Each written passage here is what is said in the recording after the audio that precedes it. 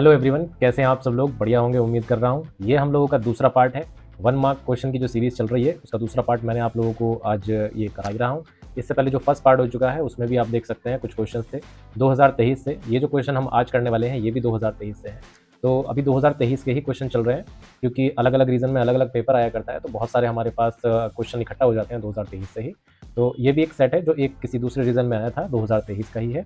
1 mark के question होंगे, multiple choice है, आदर्शन रीजन भी होंगे। पिछला वाला पार्ट नहीं देखा तो वो भी देख लेना। और ये सारे क्वेश्चन जो हैं आप लोगों के लिए बहुत ज़्यादा इंपॉर्टेंट है, जो आप लोगों का बोर्ड एग्जाम आने वाला है उसके लिए। साथ ही साथ अगर आप लोग नीट के लिए तैयारी कर रहे हो तो नीट के लिए भी ये क्वेश्चन बहुत इंपॉर्टेंस रखते हैं। तो विदाउट वेस्टिंग टाइम शुरू करते हैं। आज का जो हमारा पहला क्वेश्चन है, 1 मिनट रुकिएगा। तो आज का जो हमारा पहला क्वेश्चन है वो है magnitude of electric field due to point charge at a distance of 4 metre is 9 newton per coulomb. तो यहाँ पर डिस्टेंस हमको दे रखी है, डिस्टेंस दे रखी है हमको 4 मीटर और इलेक्ट्रिक फील्ड कितनी है यहाँ पर, ये है 9 न्यूटन पर कूलम। ठीक है।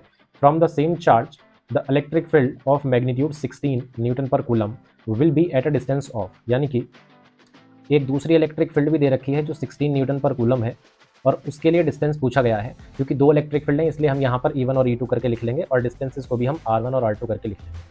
तो पॉइंट चार्ज की वजह से जो इलेक्ट्रिक फील्ड यहाँ पर होगी वो होगी, 1 मिनट रुकिएगा, म्यू नॉट नहीं आएगा यहाँ पर। इलेक्ट्रिक फील्ड होगी 1/4 पाई एप्सिलॉन नॉट, इसको आप के भी लिख दिया करते हो, Q/R², है ना। तो यहाँ पर आप देख सकते हो इलेक्ट्रिक फील्ड की डिस्टेंस के साथ क्या रिलेशनशिप है, इन्वर्सली प्रोपोर्शनल है R² के। इस रिजल्ट को आप यूज़ करके लिख सकते हो कि E1 के लिए तो ये होगा और E2 के लिए हो जाएगा E2 प्रोपोर्शनल 1/R²। जब आप इन दोनों इक्वेशंस को डिवाइड करोगे तो आपके पास आएगा E1/E2। देखिए E1 के क्रॉस मल्टीप्लाई में है R1², तो यहाँ पर R1² इस तरीके से और R2² यहाँ पर आ जाएगा। अब यहाँ पर जब आप वैल्यूज़ को पुट करोगे तो E1 आपको दिख रहा है कितना है भाई, ये E1 हो जाएगा 9 हो जाएगा और ये E2 हो जाएगा 16 R2² अब यहाँ पर देखिए आप क्रॉस मल्टीप्लाई करने के बजाय आप एक काम करिए, आपको यहाँ पर जो वैल्यूज़ दे रखी हैं वो आप देख सकते हो परफेक्ट स्क्वायर है। तो आपको क्या कर लेना है, आपको इसको लिख लेना है 3/4 होल स्क्वायर और यहाँ पर आपको लिख लेना है R2/R1 होल स्क्वायर। अब आप जब दोनों तरफ स्क्वायर रूट लेंगे तो बहुत ज़्यादा ईजी हो जाएगा। ये 3/4 इज इक्वल टू आ जाएगा R2/R1। R2 हम लोगों को फाइंड करना है तो भाई ये हो जाएगा 3/4 R1। R1 कितना दे रखा है यहाँ पर हमको 4, तो 4 से 4 कैंसिल होने के बाद आंसर अपना बन जाएगा 3 मीटर। 3 मीटर यानी कि यहाँ पर सी ऑप्शन जो है बिल्कुल करेक्ट ये जो है हो जाएगा। ठीक है। तो ये था हमारा पहला क्वेश्चन। इस क्वेश्चन में आपने देखा कि क्वेश्चन जो था किस पर बेस्ड था, ये पॉइंट चार्ज पर बेस्ड था। तो पॉइंट चार्ज पर बेस्ड था, हमने क्या देखा यहाँ पर कि फॉर्मूला जो इलेक्ट्रिक फील्ड का यूज हुआ वो कौन सा हुआ, KQ/R²। ठीक है। तो क्वेश्चंस भी करते जा रहे हैं हम, इंपॉर्टेंट क्वेश्चन जो है आपके आने वाले बोर्ड एग्जाम के लिए, और साथ ही साथ हम ब्रीफली जो है टॉपिक भी उसको देखते जा रहे हैं कि क्या फॉर्मूला है क्या नहीं है, क्या रिलेशनशिप है, बाकी सब। ठीक है जी। तो ये आपका था पहला क्वेश्चन। इसके बाद अब दूसरा क्वेश्चन देखते हैं। दूसरा क्वेश्चन हमारे सामने आ चुका है। दूसरा क्वेश्चन है बच्चों, पॉइंट P, एक पॉइंट P है x डिस्टेंस पर from the mid point of dipole on axis. तो भाई एक जो है डाइपोल है, डाइपोल मैंने आपको लास्ट लेक्चर में भी बताया था, एक कॉम्बिनेशन होता है ये नेगेटिव और पॉजिटिव चार्ज का, जहाँ पर चार्जेस का मैग्नीट्यूड इक्वल होता है लेकिन उनके बीच में डिस्टेंस बहुत कम होती है, जैसे यहाँ पर आप देख सकते हो। तो एक पॉइंट है P, ये जो P पॉइंट है ये यहाँ से सेंटर से कितना दूरी पर है, x डिस्टेंस की दूरी पर है। आपसे ये कहा जा रहा है कि इलेक्ट्रिक पोटेंशियल P पॉइंट पर किसके प्रोपोर्शनल होगा। तो देखिए मैं आपको बताऊं, जो पोटेंशियल हुआ करता है वो हुआ करता है इलेक्ट्रिक डाइपोल की वजह से KP/R²। ठीक है। अब यहाँ ये जो R² है, यहाँ ये जो R² है, ये R² में R जो है डिस्टेंस है जो कि सेंटर ऑफ डाइपोल से काउंट होता है P पॉइंट तक, जैसे यहाँ पर P पॉइंट दिखा रखा है। अब क्योंकि अभी के लिए क्या है, अभी के लिए ये R की वैल्यू जो है x के बराबर है, तो आपने यहाँ पर रखा है इस तरीके से। अब आप जब यहाँ पर देखोगे रिलेशनशिप V और x के बीच में, तो आपको इस तरीके से देखने को मिलेगी कि V जो है x² के इन्वर्सली प्रोपोर्शनल आ रहा है, या फिर आप कह सकते हो 1/x² के डायरेक्टली प्रोपोर्शनल आ रहा है। तो 1/x² के डायरेक्टली प्रोपोर्शनल यानी कि यहाँ पर A ऑप्शन जो है करेक्ट हो जाएगा।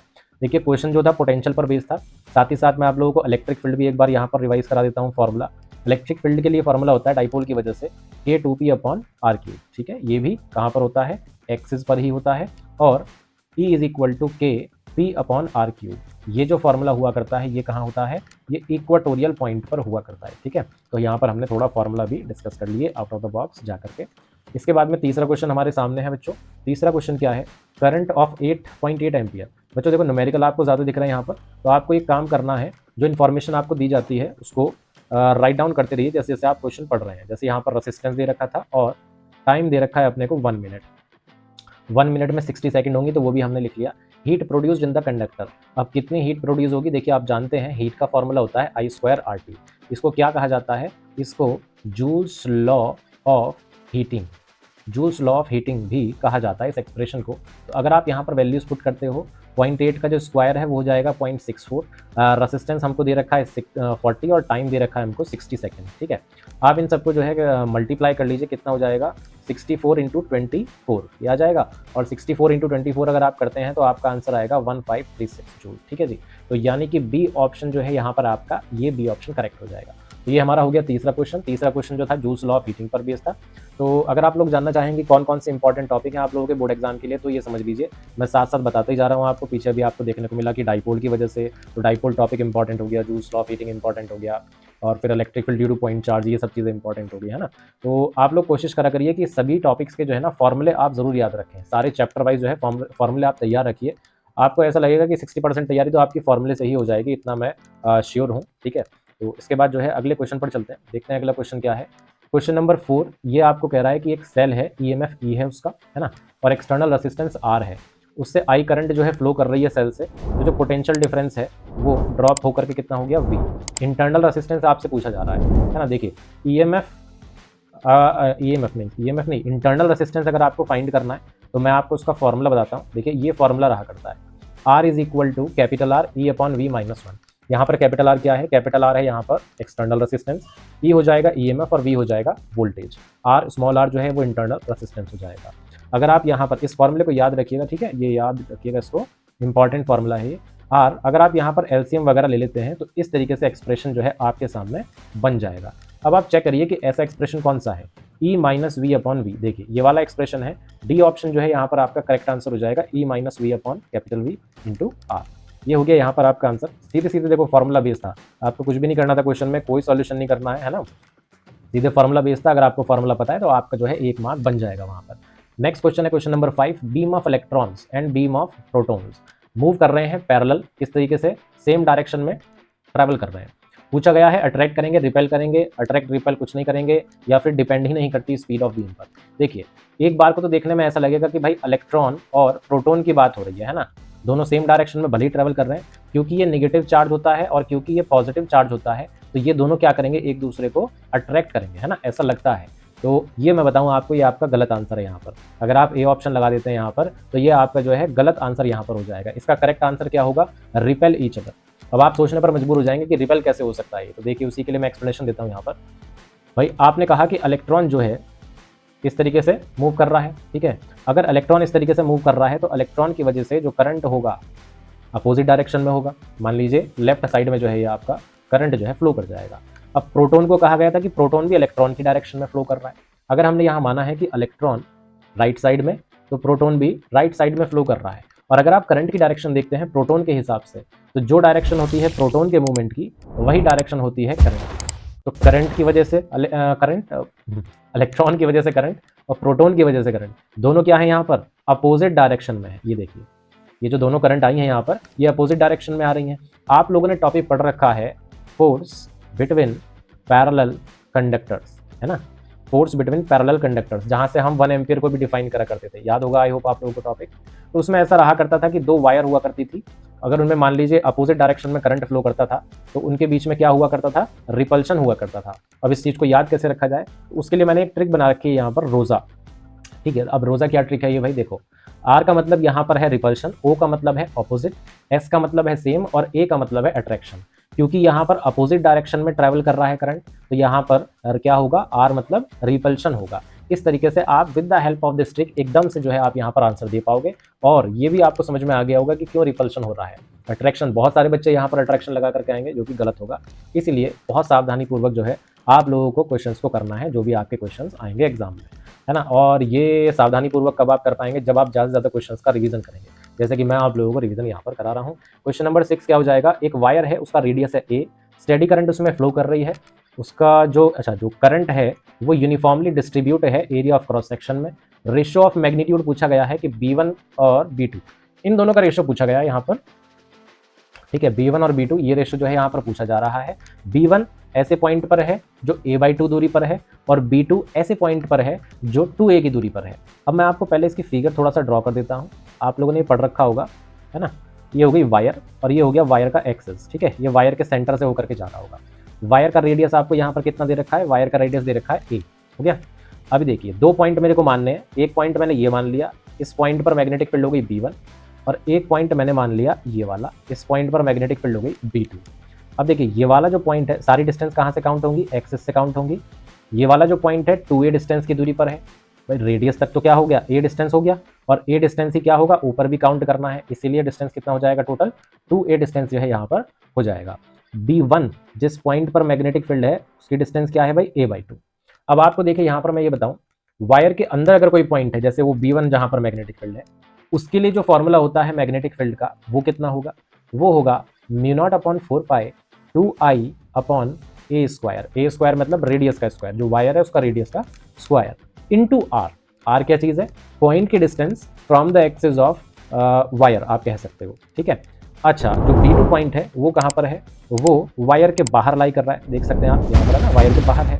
तो वायर के बाहर अगर कोई पॉइंट है और तब आप मैग्नेटिक फील्ड फाइंड कर रहे हो, formula will be 2π μ0/4π 2i upon a लिख लीजिए आप, या कह दीजिए यहाँ पर r कह दीजिए, है ना।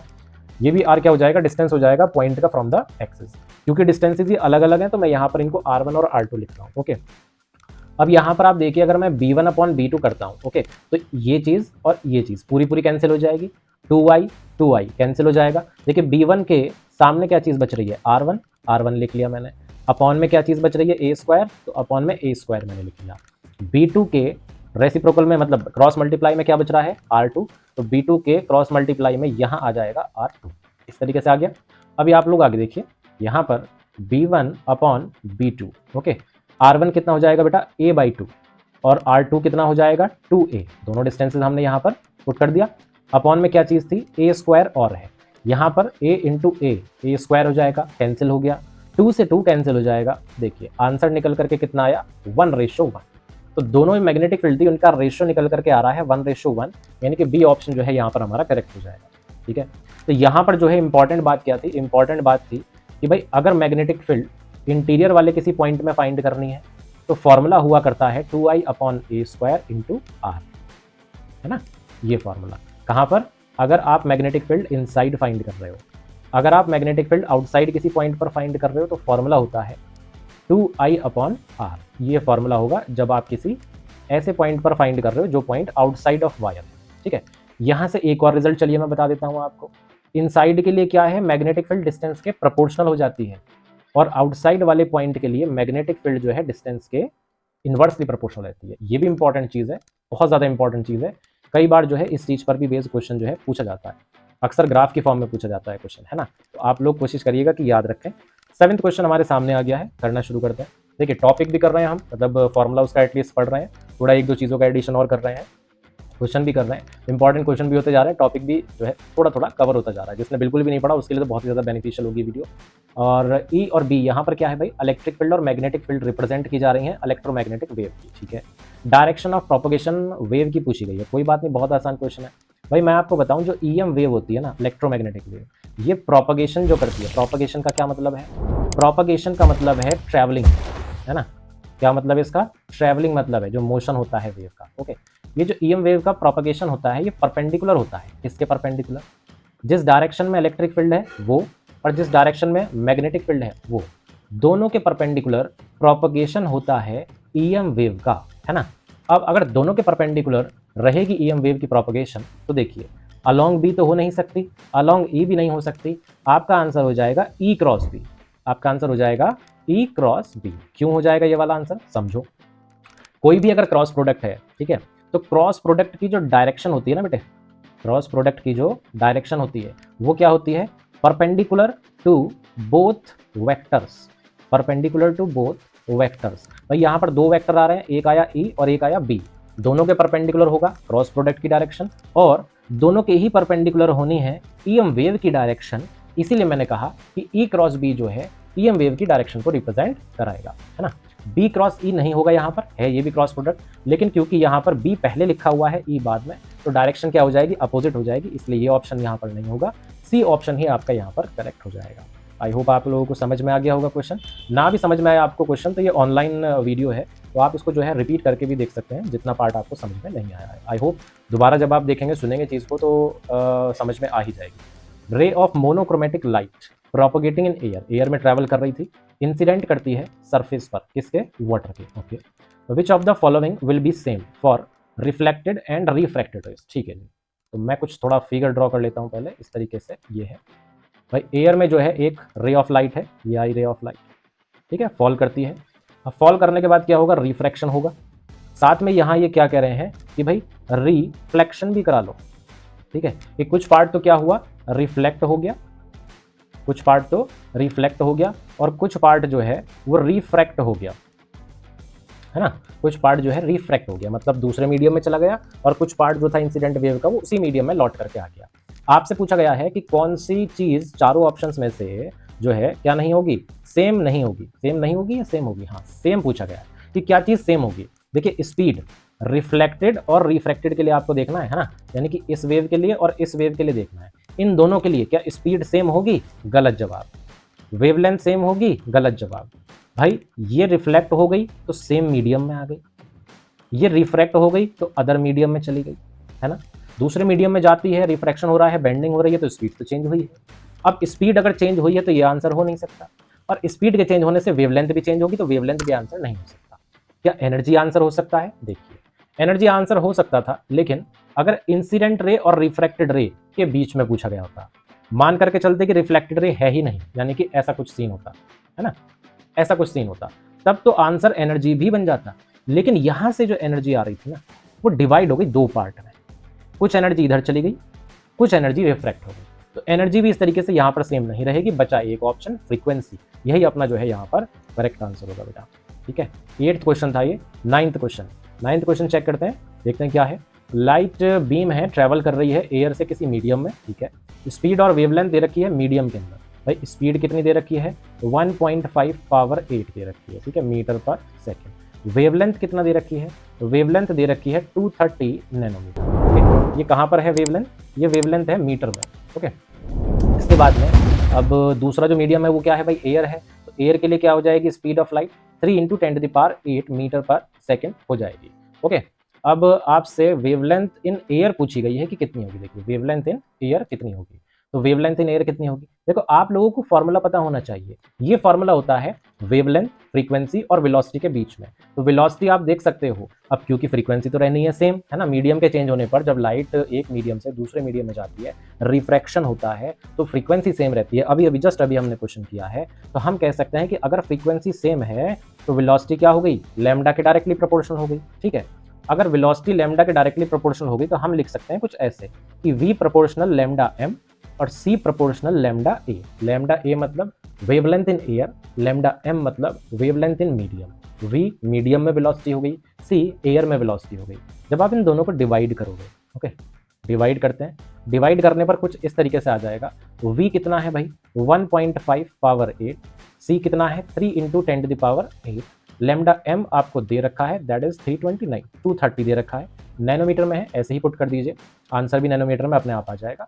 तो यहाँ पर आप देख रहे हैं ये इसका जस्ट डबल है। ओके, तो इस हिसाब से लैम्डा a कितना आ जाएगा, ये हो जाएगा 2 × 3 = 6, 2 × 2 = 4, 460 नैनोमीटर। क्रॉस मल्टीप्लाई किया हमने 460, यानी कि यहाँ पर ये सी ऑप्शन जो है इसका करेक्ट आंसर बन जाएगा। ओके, ये 9th क्वेश्चन था, तो कौन सा फॉर्मूला हमने यहाँ पर यूज़ किया, v = न्यू लैम्डा। और जब मीडियम चेंज होता है, मैंने ये भी बताया आपको, यहाँ पर इन्फॉर्मेशन नोट करिएगा, मीडियम क्या हो रहा है जब चेंज हो रहा है, तो क्या चीज़ सेम रहने वाली है, सेम रहने वाली है, वो चीज़ है फ्रीक्वेंसी। ठीक है, अच्छा क्वेश्चन था, इजी था। नेक्स्ट क्वेश्चन पर चलते हैं, क्वेश्चन नंबर 10। क्वेश्चन नंबर 10 क्या है, which of the following metal exhibits emission of electrons from its surface when irradiated by visible light. मतलब भाई आपके लिए यहाँ पर कोई आपको सरफेस दे रखा है, कोई मटेरियल है, उस पर लाइट फॉल कराई जा रही है। ओके, लाइट फॉल कराई जा रही है, कौन सी लाइट है ये विजिबल लाइट है। कौन सी लाइट है, विजिबल लाइट है। अब अगर विजिबल लाइट है तो क्या फोटो इलेक्ट्रॉन्स जो है एमिट होंगे या नहीं होंगे, ये आपसे पूछा गया है। रुबिडियम, कैडमियम, सोडियम, सीजियम, इनमें से किससे एमिट नहीं होंगे। देखिए डज नॉट कहा है ना, डज नॉट कहा है, तो इसमें से कौन से मटेरियल के लिए विजिबल लाइट फॉल करने पर फोटो इलेक्ट्रॉन्स एमिट नहीं होंगे? तो मैं आपको बताऊं, देखो इस चीज़ को आप लोग नोट करना। लिथियम हो गया, ठीक है, लिथियम हो गया, सोडियम हो गया, सोडियम हो गया, और क्या हो गया, पोटेशियम हो गया, पोटेशियम, ओके, रुबिडियम हो गया, रुबिडियम, राइट, रुबिडियम के बाद में सीजियम हो गया, सीजियम। भाई ये जितने भी मटेरियल है ना, ये सारे क्या करेंगे, इलेक्ट्रॉन्स एमिट कर देंगे, इलेक्ट्रॉन्स को एमिट कर देंगे बेटा, ठीक है। यानी कि जैसी विजिबल लाइट इन सारे मटेरियल्स पर फॉल करती है, फोटो इलेक्ट्रॉन्स एमिट हो सकते हैं। तो इनमें से चेक करते हैं कौन सा मटेरियल यहाँ पर इस लिस्ट में हमारी नहीं है। रुबिडियम है, कैडमियम नहीं है, चेक कर लेते हैं, और बाकी सोडियम भी है, सीजियम भी है। तो भाई यहाँ पर अपना आंसर क्या हो जाएगा, कैडमियम। कैडमियम अपना सही आंसर हो जाएगा कि ये मटेरियल पर विजिबल लाइट फॉल करेगी तो photo electrons will not emit, right. इस तरीके से ये आपको ध्यान रखना पड़ेगा, है ना। ये जो है, ये जो मटेरियल्स मैंने यहाँ पर लिखे हैं, ये आप लोगों को ध्यान रखने पड़ेंगे। नहीं याद है, नहीं पता था, तो आप लोग इसको नोट भी कर लीजिएगा, ओके, नोट भी कर लीजिएगा साथ साथ। तो अगले क्वेश्चन पर चलते हैं। अगला क्वेश्चन 11 ये रहा हमारे सामने। क्या कह रहा है कि भाई हाइड्रोजन एटम एंड न्यूक्लियाई से आया है ये, n = 5 से 1 में हुई ट्रांजिशन, ठीक है। वेवलेंथ ऑफ फोटोन तब क्या मान रहे हैं, लैम्डा, ओके जी। वेवलेंथ फोटोन की निकालनी है, which it makes a transition from n = 5 से n = 2। जब ये एमिशन होगी, भाई 5 से 1 में ट्रांजिशन हुई, वेवलेंथ आपसे कह रखी है लैम्डा। क्वेश्चन में पूछ रहे हैं कि भाई 5 से जब 2 में ट्रांजिशन होगी तो वेवला कह रहा हूँ वेवलेंथ का कितना टाइम्स जो है ये हो जाएगी यहाँ पर, है ना। ये क्वेश्चन जो है पूछा गया है, तो यहाँ पर मान लेते हैं कि लैम्डा डैश हो जाएगी, राइट।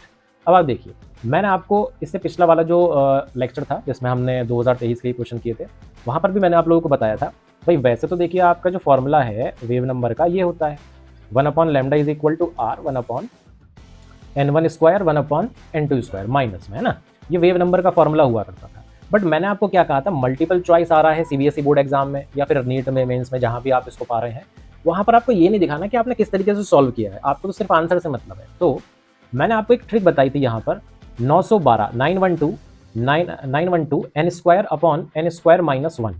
n² ये हो जाएगा किसके लिए, ये हो जाएगा जब 5 से 1 में ट्रांजिशन हो रही है। और भाई जब 5 से 2 में ट्रांजिशन हो रही है तब क्या हो जाएगा, लैम्डा डैश माना, देखो मैंने वेवलेंथ यहाँ पर, तो लैम्डा डैश लिखूंगा। 912 ऐसे ही आएगा, n² - 2 नहीं आएगा, 2 का स्क्वायर यानी कि 4। ये भी 1 नहीं है, 1 का स्क्वायर है 1, 2 का स्क्वायर आया 4। क्यों आया 2 का स्क्वायर, क्योंकि 5 से 2 में ट्रांजिशन हो रही थी, इधर 5 से 1 में ट्रांजिशन हो रही थी, इसलिए यहाँ पर 1 का स्क्वायर आया था। अब देखो आप लोग अगर करोगे lambda dash upon lambda, right, division करोगे तो देखो ये कैंसिल होगा, ये कैंसिल होगा, जहां से आए थे वो भी 5 था, इधर वाला भी 5 था, तो n² भी कैंसिल हो गया, हो गया। अभी देखो कितना बचता है, लैम्डा के इनवर्स में बच रहा है, लैम्डा के इनवर्स में बच रहा है n² - 1, लैम्डा डैश के इनवर्स में बच रहा है n² - 4, ओके। n कितना है, दोनों ही केस के लिए सेम है, 5 है, तो 5 का मतलब 25 - 1 और 25 - 4, 25 - 1 24, 25 - 4 21, 3 × 8 24, 3 × 7 21। आपका देखो यहाँ पर आंसर आया, लैम्डा डैश अपॉन लैम्डा निकल करके आ गया 8/7। लैम्डा डैश कितना हो जाएगा, 8/7 इंटू लैम्डा। तो भाई लैम्डा का 8/7 टाइम्स, यानी कि ए ऑप्शन अपना जो है यहाँ पर करेक्ट आंसर आता है। देखिए कितना बढ़िया क्वेश्चन था। और अगर हम ये चीज़ फॉलो ना करते, ये जो मैंने बताया अभी, है ना, और इस चीज़ को यूज़ करने बैठ जाते, तो भाई बहुत टाइम लगने वाला था। दैट्स वाई यहाँ पर मैं इस तरीके से आप लोगों को साथ साथ ये भी बता रहा हूँ कि किस तरीके से आप फास्टली और एक्यूरेटली आंसर को पता कर पाएंगे। दोबारा से रिपीट करके देखिए अगर आपको समझ में नहीं आया, ठीक है। अपनी अपनी ट्रिक है बनाने की, मैंने ये ट्रिक बना रखी है, आप अगर चाहें तो कुछ और ट्रिक बना सकते हैं। 12th क्वेश्चन करते हैं। 12th क्वेश्चन थ्योरेटिकल लग रहा है। Curve of binding energy per nucleon, ठीक है, as a function of atomic mass number, okay ठीक है, has a sharp peak for helium nucleus. देखिए क्वेश्चन आगे पढ़ने से पहले ही मैं आपको बताऊं, अगर बाइंडिंग एनर्जी पर न्यूक्लियन का ग्राफ आपको दे रखा है, ठीक है, किसके अगेंस्ट दे रखा है, एटॉमिक मास नंबर के अगेंस्ट दे रखा है, तो ये जितना ज़्यादा होगा, ये ग्राफ जितना ज़्यादा होगा, उतना ही ज़्यादा वो चीज़ क्या होगी, स्टेबल होगी, उतना ही ज़्यादा वो चीज़ क्या होगी, स्टेबल होगी। अब देखिए इट इम्प्लाइज दैट हीलियम, भाई हीलियम के लिए पीक आया, मतलब हीलियम के लिए ग्राफ जो हो गया बहुत ज़्यादा हो गया, तो हीलियम क्या हो जाएगा, स्टेबल हो जाएगा, रेडियो एक्टिव नहीं, यानी स्टेबल नहीं, रीजनेबल नहीं, मोर स्टेबल, ये वाला डी ऑप्शन आपका करेक्ट हो गया। बस इतनी इन्फॉर्मेशन देखो आपको अगर पता होगी तो क्वेश्चन कर लिया आपने। क्या पता होना था आपको, आपको पता होना था कि भाई बाइंडिंग एनर्जी पर न्यूक्लियन अगर एटॉमिक मास नंबर के अगेंस्ट है, यानी कि इन दोनों के बीच में ग्राफ बनाया गया है, तो ये जितना ग्राफ हाई होगा उतना ही ज़्यादा क्या होगा, वो जो चीज़ है स्टेबल हो जाएगी। अगर हीलियम के लिए पीक आया था तो हीलियम क्या हो जाएगा, हाईली स्टेबल हो जाएगा। इसीलिए इसी इन्फॉर्मेशन के बेसिस पर अपना डी ऑप्शन जो है करेक्ट हो गया। ठीक है, नेक्स्ट क्वेश्चन करते हैं। Next question, question number 13, I hope it is, हाँ जी बिल्कुल न्यूमेरिकल है। नंबर डेंसिटी होल्स की दे रखी है, कितनी दे रखी है होल्स की नंबर डेंसिटी, NH। NH कितना हो जाएगा 4 × 10⁻20। ठीक है, यूनिट में लिख रहा हूँ मैं। इंट्रिंसिक कैरियर की डेंसिटी, अच्छा जी डेंसिटी को n से और इंट्रिंसिक है तो I लिख लेंगे। 1.2 पावर कितनी हो जाएगी 15 दे रखा है अपने को यहाँ पर। नंबर डेंसिटी इलेक्ट्रॉन की पूछी है, Ne आपसे पूछा गया है। भाई देखिए सीधी सी बात है भाई, एक्सट्रिंसिक सेमीकंडक्टर है ना, एक्सट्रिंसिक सेमीकंडक्टर में याद रखना electron concentration into hole concentration बराबर होती है Ni², इंट्रिंसिक कंसंट्रेशन स्क्वायर के बराबर। ओके, आपको फाइंड करना है Ni, फॉर्मूला बन जाएगा Ni²/NH। कोई शॉर्ट ट्रिक नहीं, बस फॉर्मूले में वैल्यू पुट करो आंसर आ जाएगा। Ni कितना है, Ni आपको दे रखा है 1.2 पावर 15, राइट, इसका स्क्वायर है और अपॉन में आ जाएगा 4 × 10⁻20। ओके, आंसर आया स्क्वायर के बाद में इतना, पावर डबल हो जाएगी, नंबर जो है उसका स्क्वायर हो जाएगा। 4 × 10⁻ क्या आ गया 20। आप इसको सॉल्व करोगे आंसर कितना आएगा भाई, पावर तो आ जाएगी 10 आ गई। उसके बाद में 4 से डिवाइड कर देते हैं, 4 3 = 12 एंड 4 6 = 24, 0.36। तो पावर 10 तो है इधर, लेकिन 0.36 नहीं है, तो ये दोनों ऑप्शन गलत। हाँ 36 है, पावर 9 हो गई क्योंकि डेसिमल एडजस्ट कराए तो अपना यही आंसर सही हो जाएगा। बस हो गया, सी ऑप्शन जो है अपना यहाँ पर करेक्ट आंसर हो जाएगा। देखो कितना आसान था, इसलिए मैं बार बार कह रहा हूँ फॉर्मूला, रिमेंबर फॉर्मूला। आप चैप्टर वाइज फॉर्मूले तैयार कर लो, आपके सारे चैप्टर 60% ऑलमोस्ट तैयार हो जाएंगे अगर आपने कुछ भी तैयार नहीं कर रखा है तो। पीस ऑफ कॉपर, ठीक है, सिलिकॉन, ओके। देखो इनको देखने में ही पता चल रहा है ये कंडक्टर है और ये क्या है, सेमी कंडक्टर है। रूम टेम्परेचर पर है, दोनों को हीट करा, टेम्परेचर बढ़ाया, ठीक है जी, ओके। कंडक्टिविटी पूछी गई है, देखो मैं आपको बताऊं, कंडक्टर, ओके, और दूसरा क्या है यहाँ पर, सेमी कंडक्टर। भाई कंडक्टर का अगर आप टेम्परेचर बढ़ाते हो, ठीक है, तो रेसिस्टिविटी बढ़ती है। ग्राफ देखा है ना हमने, इस तरीके का ग्राफ आता है। सेमी कंडक्टर के लिए ग्राफ आता है डिक्रीजिंग, यानी कि टेम्परेचर बढ़ने पर रेसिस्टिविटी घटती है। अब भाई रेसिस्टिविटी का तो क्वेश्चन ही नहीं है, कंडक्टिविटी का क्वेश्चन है। तो आप देखो इसका उल्टा, रेसिस्टिविटी बढ़ी तो कंडक्टिविटी घट जाएगी, रेसिस्टिविटी घट गई तो कंडक्टिविटी बढ़ जाएगी। किसके लिए बढ़ गई भाई, सेमीकंडक्टर के लिए। सेमीकंडक्टर क्या है, सिलिकॉन। किसके लिए घट गई भाई अपना ये आंसर, कंडक्टर के लिए। कंडक्टर क्या है, कॉपर। तो copper decrease, silicon increase. Option देख लो, वही ऑप्शन अपना सही है।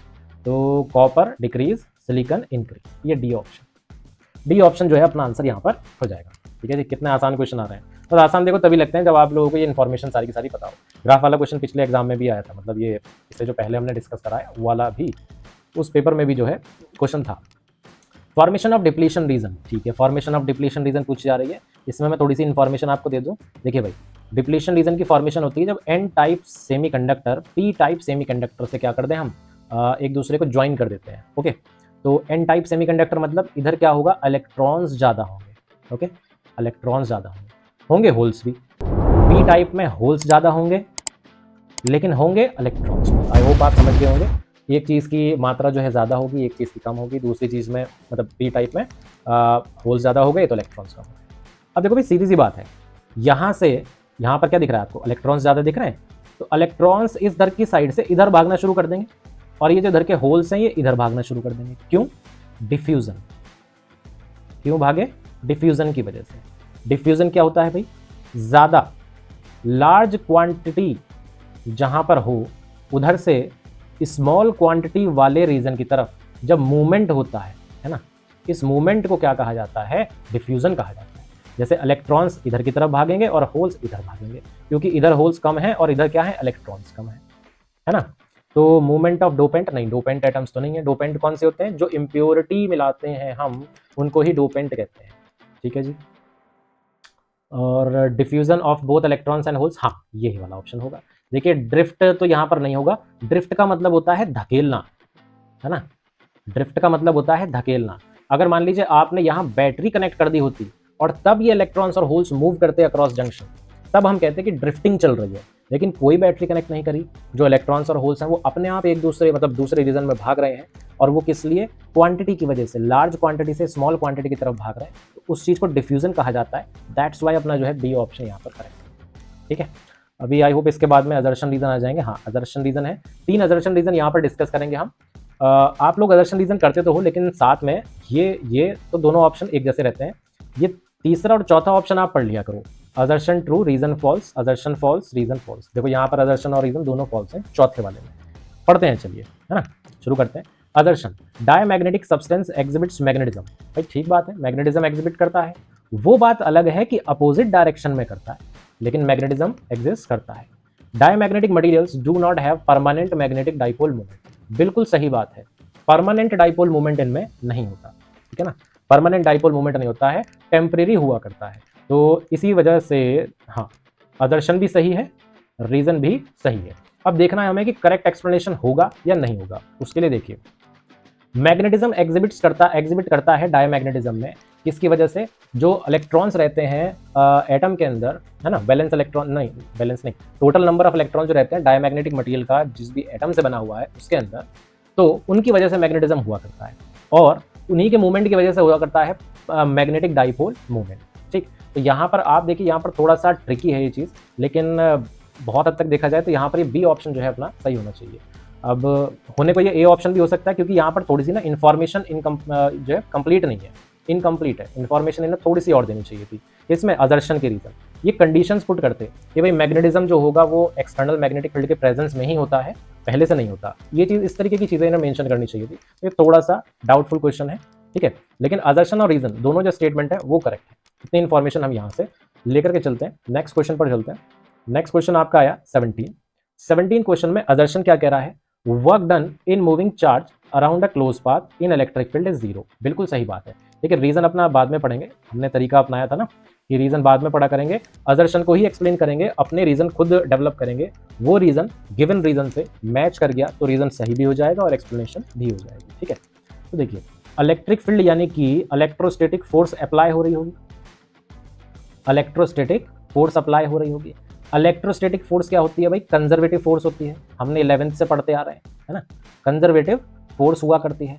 कंजर्वेटिव फोर्स क्या होती है, कंजर्वेटिव फोर्स की वजह से अगर क्लोज्ड पाथ पर किसी चीज को मूव कराया जा रहा है तो भाई वर्क डन करना पड़ेगा ना मूव कराने में, लेकिन अगर आप कंजर्वेटिव फोर्स की वजह से वर्क करा रहे हो क्लोज पाथ पर तो वो कितना होता है, 0 होता है, ओके, 0 हुआ करता है। ये रीजन है कि अजर्शन यहाँ पर क्या हो जाएगा, सही बात है, क्योंकि इन्होंने भी 0 ही बताया है। हमने अपनी यहाँ एक्सप्लेनेशन भी दी है, देख लेते हैं यहाँ पर इनकी एक्सप्लेनेशन क्या है, रीजन पढ़ते हैं इनका रीजन है इलेक्ट्रोस्टैटिक फोर्स इज देखो ये रहा, इलेक्ट्रोस्टैटिक फोर्स कंजर्वेटिव फोर्स होती है, यही रीजन था, इसी की वजह से ये वर्क 0 हुआ था यहाँ पर। तो यहाँ अजर्शन भी सही है, रीजन भी सही है, और ये इसकी करेक्ट एक्सप्लेनेशन भी है। दैट मीन्स यहाँ पक्का आपका ए ऑप्शन जो है करेक्ट हो जाएगा, ठीक है। तो देखो 11th की इन्फॉर्मेशन भी यहाँ पर जो है यूज़ होती ही होती है। बच्चे सोचते हैं कि 11th यूज़ नहीं होता है, ऐसी बात नहीं है, 11th की चीज़ें भी यहाँ पर यूज़ होती ही होती है। 18th क्वेश्चन है बच्चे, लास्ट क्वेश्चन है हमारा। आप लोगों ने देखा पूरी वीडियो में हमने क्वेश्चंस भी कर रहे हैं, साथ साथ जिस टॉपिक पर बेस्ड क्वेश्चन है वो उस चीज़ का फॉर्मूला वगैरह थोड़ी बहुत इन्फॉर्मेशन हम पढ़ करके चल रहे हैं। इसी तरीके से हमें करना है। 1 मार्क के क्वेश्चन चल रहे हैं अभी, इसके बाद 2, 3 और 5 मार्क के क्वेश्चन आएंगे। केस स्टडी भी करेंगे, अदर्शन रीजन अलग से ले लेंगे क्योंकि उसमें बच्चों को बहुत ज़्यादा प्रॉब्लम पड़ती है, ओके, और सैंपल पेपर भी करने हैं अभी उसके बाद में। तो Young's double slit experiment, all fringes क्या होती हैं, इक्वल विड्थ की होती हैं। भाई बिल्कुल सही बात है। देखिए, फ्रिंज विड्थ का फॉर्मूला हुआ करता है D lambda upon capital D. यहाँ पर ये कैपिटल डी क्या है भाई, ये 2 स्लिट हो गई, है ना, और ये क्या हो गई, स्क्रीन। ये स्लिट्स और स्क्रीन के बीच का डिस्टेंस रहा करता है डी। लैम्डा क्या होता है भाई, जो लाइट यहाँ से पहुंचेगी ना, ये इस तरीके से स्क्रीन पर पहुंचेगी, उसकी वेवलेंथ रहा करती है। डी क्या होगा, ये स्लिट्स, ये जो आपको होल्स दिख रहे हैं इनको स्लिट कहा जाता है, इनके बीच का डिस्टेंस, ठीक, ओके। अब देखिए, ये जो आपका फ्रिंज विड्थ है ये पोजीशन पर डिपेंड नहीं कर रहा। किसकी पोजीशन भाई, पॉइंट की पोजीशन। कौन से पॉइंट पर आप फ्रिंज को फॉर्म करना चाह रहे हो, उस पॉइंट की पोजीशन पर डिपेंड नहीं कर रहा। कौन, फ्रिंज विड्थ। कैसे पता चला, इसमें आपको ये नहीं आ रहा है, यहाँ पर फॉर्मूले के अंदर ये चीज नहीं आ रही कि सेंटर से कितना दूर वो पॉइंट है ना, जहां पर हम फ्रिंज विड्थ फाइंड करना चाह रहे हैं, क्योंकि वो चीज फॉर्मूले में नहीं आ रही। सिर्फ 3 चीजें हैं, 3 चीजों पर डिपेंड कर रहा है फ्रिंज विड्थ, इसलिए हम कहेंगे कि सारी फ्रिंजेस जो है आपकी इक्वल विड्थ की हैं और पोजीशन पर डिपेंड नहीं कर रही। तो रीजन तो ट्रू, अदर्शन तो ट्रू हो गया। रीजन और पढ़ते हैं इनका, fringe width depends upon wavelength, हाँ आ रही थी, बिल्कुल आ रही थी। डिस्टेंस ऑफ स्क्रीन फ्रॉम, हाँ कैपिटल डी मतलब वही बात है। और स्लिट सेपरेशन यानी कि स्लिट्स के बीच का डिस्टेंस, देखो ये बताया था मैंने, है ना। तो इन्हीं 3 चीजों पर डिपेंड कर रही है, पोजीशन पर डिपेंड नहीं कर रही। तो बिल्कुल सही बात है, रीजन में भी सही कह रखा है, असर्शन भी सही है और यही इसकी करेक्ट एक्सप्लेनेशन भी होगी, क्योंकि आप इस चीज का आंसर फॉर्मूले के बेसिस पर ही दे सकते हो। और फॉर्मूले में हमने यही 3 चीजों के बारे में पढ़ा था। ये भी पढ़ लिया कि पोजीशन पर डिपेंड नहीं कर रहा, पॉइंट की जिस पॉइंट पर आप जो है फॉर्म करना चाह रहे हो फ्रिंज विड्थ, इसीलिए रीजन जो है यहाँ पर करेक्ट एक्सप्लेनेशन माना जाएगा। दैट मीन्स ए ऑप्शन जो है आपका करेक्ट हो जाएगा। तो ये कुछ क्वेश्चन थे हमारे 18 क्वेश्चन। इसके बाद जो है नेक्स्ट जो वीडियो आएगी उसमें फिर से हम जो है 2023 के ही क्वेश्चन करेंगे और 1 मार्क के ही क्वेश्चन होंगे। बहुत सारे क्वेश्चन पेपर्स आते हैं पूरे ऑल ओवर इंडिया में, कंपार्टमेंट के भी आते हैं, वो भी पेपर को इंक्लूड करना है। तो जिन्होंने वीडियो स्किप कर दी शुरुआत में, उनके लिए मैं बता दूं कि हम 1 मार्क के क्वेश्चन ही अभी कर रहे हैं, जिसमें आपके MCQ आ रहे हैं और जो है असर्शन रीजन क्वेश्चन आ रहे हैं। ये सारे क्वेश्चन जो है PYQ हैं। जो हमने इस वीडियो में क्वेश्चन करे हैं वो 2023 से बोर्ड एग्जाम में आए हुए थे क्वेश्चन। और जब ये 1 मार्क खत्म हो जाएगा तो उसके बाद 2 मार्क के question, 3 mark question, 5 mark question हम करने वाले हैं। ओके, ये सारी चीज़ें करेंगे और ये सारे क्वेश्चंस जो हैं बच्चों आप लोगों के CBSE के बोर्ड एग्जाम होते हैं, प्लस आपके जो नीट एग्जाम होते हैं, प्लस आपके जो मेंस एग्जाम होते हैं, एटलीस्ट यहाँ तक तो मैं कह ही सकता हूँ कि ये सभी क्वेश्चन जो है इंपॉर्टेंट है कंसर्निंग दीज 3 एग्जाम्स, है ना। एडवांस में थोड़ा सा एडवांस बात हो जाती है तो वहाँ के लिए तो नहीं कहेंगे। तो यही था सब कुछ आज की इस वीडियो में। अगली वीडियो में फिर से 1 मार्क के क्वेश्चन आएंगे 2023 से। तब तक टेक केयर।